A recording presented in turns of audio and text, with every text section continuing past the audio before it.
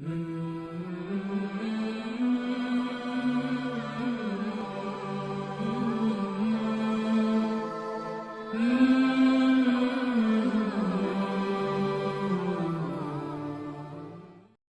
علیکم ورحمۃ اللہ وبرکاتہ. میں نیم از حافظہ آمینہ اسلم. آج کا ہمارا سبق ہے سبق نمبر 3 سورہ آل عمران، پارہ نمبر 3 آیت نمبر 10. سبق کا آغاز کرنے سے پہلے میں بتاتی چلوں کہ کسی بہن نے مجھ سے ریکویسٹ کی تھی کہ میم ساکن کے رولز پڑھائے جائیں، لیکن آج کے سبق میں میم ساکن کی جو مثالیں تھیں وہ مجھے بہت کم نظر آئیں. تو انشاءاللہ اگلے سبق میں میں چاہ رہی ہوں کہ 3-4 مثالیں آپ کے سامنے آئیں تاکہ آپ کو جو ہے سمجھ اچھے طریقے سے آ سکیں. آج کے سبق میں ہم تجوید کا رول پڑھیں گے، اقفا کا، اور ہیوی اقفا کیسے کیا جاتا ہے، لائٹ اقفا کیسے کرتے ہیں یعنی کہ باریک اقفا، اور موٹا اقفا کیسے کیا جاتا ہے. آج کی اس ویڈیو میں ہم وہ پڑھیں گے. انشاءاللہ کل کی ویڈیو میں ہم لوگ میم ساکن کے قواعد کو جانیں گے. تو سبق کا آغاز کرتے ہیں. اعوذ باللہ من الشیطان الرجیم، بسم اللہ الرحمن الرحیم. ان الذین، نون کے اوپر تشدید، تو جب نون کے اوپر تشدید آتی ہے تو غنہ کیا جاتا ہے، ناک میں آواز لے کے جائی جاتی ہے. تو یہاں پر ہم ناک میں آواز کو لے کے جائیں گے اور پڑھیں گے اس ساؤنڈ کو کہتے ہیں غنہ. تو اس کو آپ نے کتنا دہرانی ہے، اس کا کتنا ہوتا ہے 1 سے 2 حرکات. حرکات کیسے کاؤنٹ کریں گے؟ اپنے ہاتھ کی ایک انگلی کو بند کر لیں اور اس کو کھولنے میں آپ کو جتنا ٹائم لگے گا اتنا ٹائم. ان الذین کفروا، اگر پیش والے حرف کے بعد واو ساکن آ جائے تو یہ واو مدہ کہلاتا ہے، اور اس کو آپ نے ایک حرکت کے برابر کھینچ کے یعنی کہ لمبا کر کے پڑھنا ہوتا ہے. آج میں اپنی ایک اسٹوڈنٹ کو حروف مدہ کے بارے میں سمجھا رہی تھی تو ان کو بالکل بھی سمجھ نہیں آیا تھا، کیونکہ انہوں نے فرسٹ ٹائم پڑھنا شروع کیا تھا. تو میں نے جیسے ان کو آسان الفاظ میں سمجھایا تھا، آج میں ویسے ہی آپ کو سمجھانے کی کوشش کروں گی کہ پیش والے حرف، ٹھیک ہے، را اور را کے اوپر پیش ہے، تو پیش والے حرف کے بعد اگر واو ساکن آ جائے تو یہ واو مدہ بن جائے گا، اور پیش والے حرف کو آپ نے 1 سے 2 حرکت جو ہے وہ کھینچ کے لمبا کر کے پڑھنا ہے. مد کا مطلب ہی کھینچنا ہوتا ہے، اس کو بڑھا کے پڑھنا ہوتا ہے. تو ہم نے اس کو کھینچ کے پڑھنا ہے، لمبا کر کے پڑھنا ہے. کفروا، ٹھیک ہے. تو ہم نے اس کو تھوڑا سا لمبا کر کے پڑھنا ہے، اسی کو مد کہتے ہیں. اور حروف مدہ 3 ہیں، الف واو یا، اور ان کو مد اصلی بھی کہا جاتا ہے. ان کو حروف مدہ بھی کہتے ہیں اور ان کو مد اصلی بھی کہتے ہیں.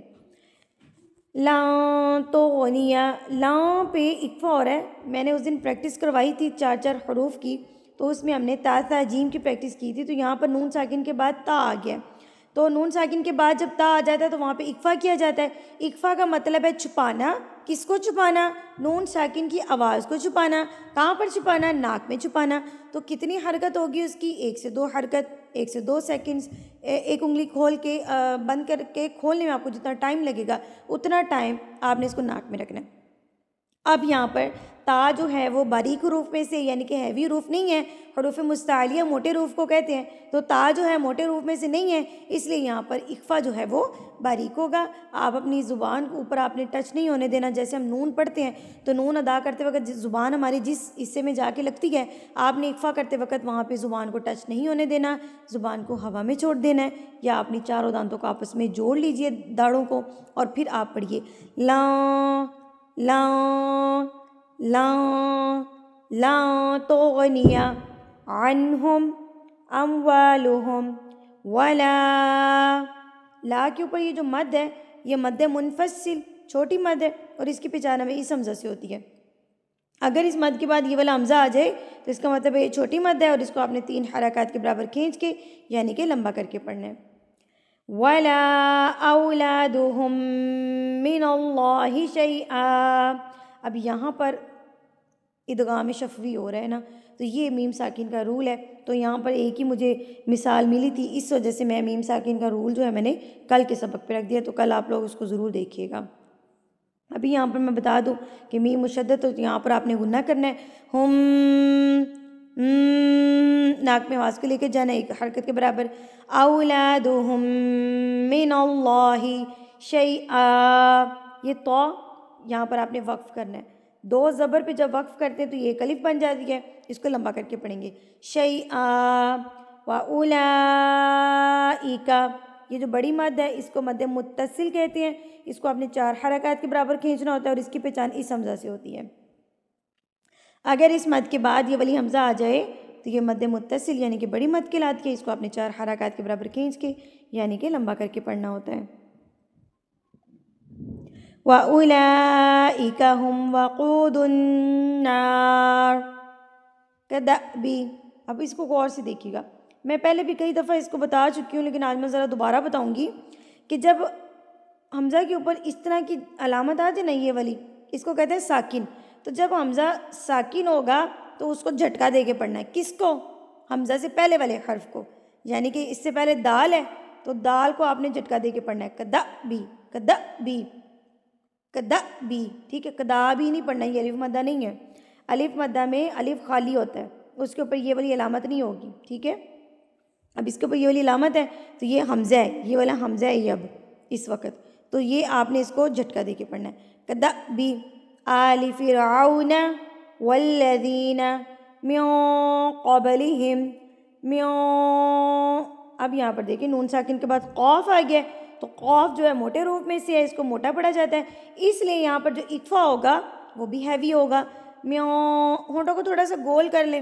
باریک اکفا کرتے وقت ہونٹ پھیلا لیں، اسمائل کر لیں، اور موٹا اکفا کرتے وقت ہونٹوں کو گول کر لیں، تھوڑا سا اکٹھا کر لیں. من قبلہم کذبوا بآیاتنا فأخذهم اللہ بذنوبہم واللہ شدید العقاب. جب ہم یہاں پہ وقف کریں گے تو با کے نیچے جو زیر ہے یہ جزم بن جائے گی، اور با کے اوپر جب جزم ہوتی ہے تو اس پر قلقلہ کیا جاتا ہے، یعنی کہ اس کو ہلا کے پڑھا جاتا ہے، اور اس کو ہم کہتے ہیں حروف قلقلہ با. شدید العقاب ب، اس کو کہتے ہیں قلقلہ. عقاب کل الذین کفروا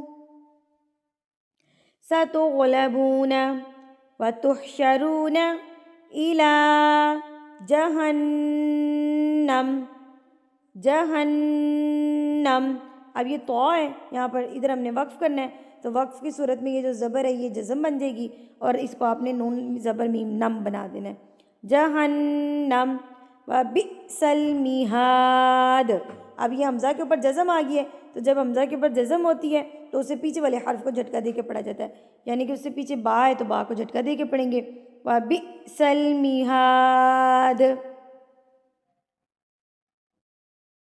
قد کان لکم آیۃ. اب یہاں پر باریک اکفا ہوگا کیونکہ فا جو ہے یہ باریک حروف میں سے ہے، تو اس وجہ سے اگر باریک حروف ہیں تو آپ نے حروف اکفا میں کہ اگر باریک حروف ہیں تو اکفا بھی باریک ہوگا، اور اگر موٹے حروف ہیں تو اکفا بھی ہیوی یعنی کہ موٹا ہوگا. تو یہاں پر ہم نے باریک کرنا ہے تو کیسے کریں گے؟ آیتوں فی فئتین. اب یہاں پر دیکھیں کہیں یہاں پر اب آپ لوگ یہ نہ سمجھے کہ اب یہ حمزہ آ گیا تو ہم نے ادھر جھٹکا دینا. جھٹکا نہیں دینا. جھٹکا آپ نے اس صورت میں دینا جب یہ اس طرح کی علامت ہوگی حمزہ کے اوپر یا الف کے اوپر یا حمزہ کے اوپر ایسی علامت ہوگی تب جھٹکا دینا ہے، ادروائز جھٹکا نہیں دینا. فئتین التقطا فئۃ تقاتل فی سبیل اللہ وأخری کافرۃ یرونہم مثلیہم رأی العین. اب یہاں پر بھی جھٹکا دیکھیں تو یہاں پر الف کے اوپر وہی حمزہ جزم آ گئی ہے تو یہ حمزہ ہوتا ہے، الف نہیں ہے یہ. تو ان دونوں پہ آپ نے کیا کرنا ہے؟ جھٹکا دے کے پڑھنا ہے. رأی العین واللہ یؤید بنصرہ من یشاء ان فی ذلک لعبرۃ لأولی الابصار. الحمدللہ ہمارا آج کا سبق مکمل ہو گیا.